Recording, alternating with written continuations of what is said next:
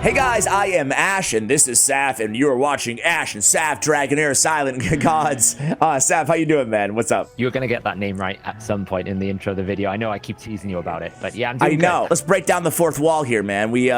It's Ash and Saf, but I think it sounds a lot better, Saf and Ash. Yeah, it rolls off the tongue better with Saf. It rolls off the tongue a little bit. So now we're thinking about changing it. What do you guys think? Please weigh in on this very, very important topic in the comments. Anyway, we released a video a day or two ago about the best rares and epics for Goblin's Lair. Basically, the first dungeon that people are going to be focusing on inside the game, so it's a great point to start. We also have like a more robust guide coming up all about Goblin's Lair, about building your first team, elemental affinities, the best combos, how it goes, how it scales into the end game, yada, yada, yada, yada. But today, we're talking about the legendaries. These are the legendary heroes that you should have your eye out for if you happen to summon one, lucky enough, who are just absolute gods, all-stars in Goblin's Lair specifically. Seth, anything to add before we jump into the list today? To be honest, this list is really like the luxury list, if that makes sense. Sure, like these are the cheat codes. These are the cheat codes. Most people will find that actually some of these epics and rares we talked about in the last video probably outdo a lot of the legendaries they pick up because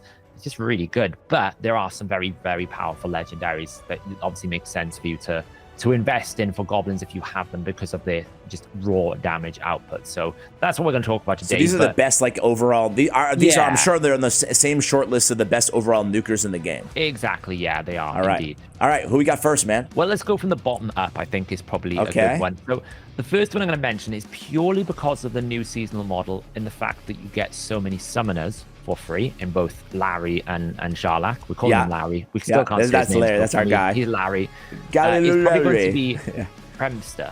The reason why I'm saying Premster is because the key to Goblin is mass AoE damage, and her Tireless Devotion is incredibly good for doing damage. That's her passive ability. So whenever an allied undead summon dies, she just deals bonus damage constantly around that ally enemy.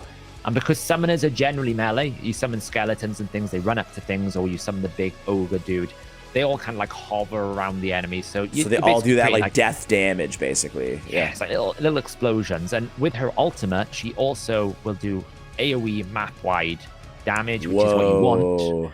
And she will make those units trigger the passive. So if you can create a team with lots of summons, which is always the challenge with summoners, can you get enough summons in there? Well, we get a lot of free summoners.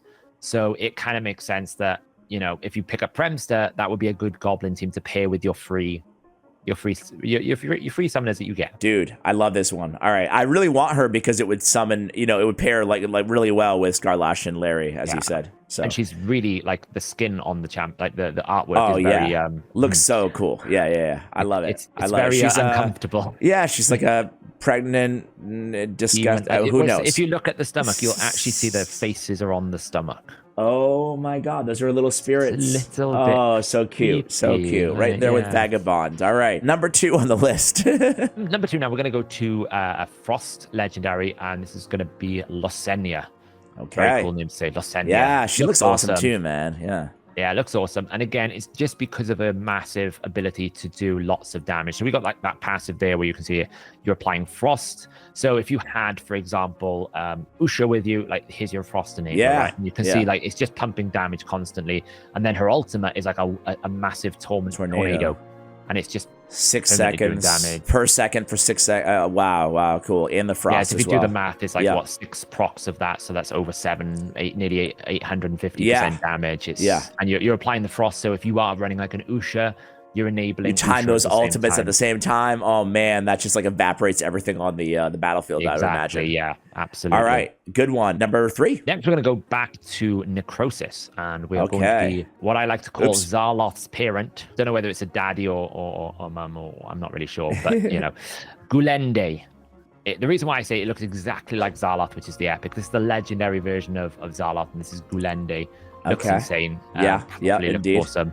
Gulende just does so much damage. It's absolutely disgusting. And again, if you're using Sigrid, you can use it off affinity. There's so much debuffs going on all the time. It's crazy. Like the ultimate is one of the most scariest things you can experience in Arena. It is so strong. Look at this damage. So we're going to get a 720% attack to all enemies. Then it's going to dispel all debuffs from all allies and heal them. So you get a healing on your team as well, and it just absolutely devastates the enemy waves. So a really, really good strong damage dealer, often paired with Zaloth. You put the two of them together, and you just never die. They're really strong in arena. But Super really cool. good for this. All right. Awesome, man. Who we got next? Now we're going to go to the Rally Radiance people. We're going to go to Rally Champions. The penultimate top one is going to be, for me, Hivitar. Wait, no, sorry. I made a mistake. We're Frost still. I always mix up Huberg and Hivitar. Frost. Hivitar. All right. Hivitar. We've talked the other scary one. Yeah, we've talked about her before as well. Yeah, Frozen here. She's the one that basically, when you enter the fight, you're like, "Oh my god, I'm going to die," because she puts like this aura and whirlwind around you. And yeah, look at this passive. Enemies. Changes the weather to ice wind for 15 seconds, and the battle starts 15 seconds when ice wind is in effect, and when enemies are inflicted with frost, deals 22% derivative cold damage to them. Enemies with HP below 50% are executed. Bosses immune will receive a 600% derivative damage instead. Then we have 320 attack cold damage to enemies within range on an AoE on the battle skill. And then the ultimate Breath of Frost, 640%, 15 seconds. But the most important thing, each enemy under Frost increases the damage by 15%. Whoa. So if there's 5 goblins out, that's 5 times 15, which is basic math, 70%, give or take. We get 75%, maybe 80%. So it's 80% on top of that 640. It's insane. But most important, if you look at the battle ability, it's the directionality of it. It's like a laser beam, which means that when you're fighting forward against waves of goblins, you're pretty much getting them all in that laser beam, which is really important. So massive amounts, a higher base crit damage, and the insane base attack as well. Look at the base attack and it.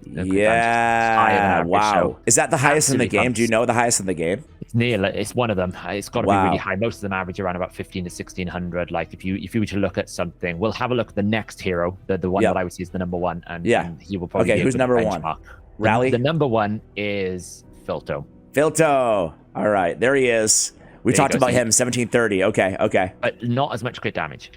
That's true. It's 50 to 70. Yeah. Okay. Filto is crazy. He's the number one. Look at this. Basic attacks will cause an arcane explosion, just dealing AoE derivative damages.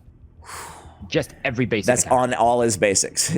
Then he does this, and if he has Rally, so he'll fire 3 cannon, that shoots the enemies. If he has Rally, if more than 2 targets are hit, he will give himself Rally. And then his ultimate is 600% to all enemies within range. If he's under a Rally, consumes a Rally, and then has 600% radiant damage extra 2 times. And the hero recharges ultimate energy by 20%. So you get the ultimate recharge, but then you get the 1200. So basically, you're getting 1800 attack damage in one ult. Bye goblins. So basically, like, can he one-shot all goblins on the final stage? Is it that powerful? Yeah. Dude. Yeah, I mean, he's probably the single biggest one hit in the game. So he's the number one nuker in the game. If you were just going to say vacuum, number one. You can invest him everywhere. That's the nice thing about him. Like, you can maybe build him a goblin, but he will, like, arena's slightly different because it's, like, balanced out. It's a different gearing, but did you have him? Did you ever have him on your account? No. Oh, man. He's on our wish list. Annihilated. Honestly, is he a beast in the arena too, or no? Yeah. He's scary. The only downside is his targeting in arena. You can like dodge him.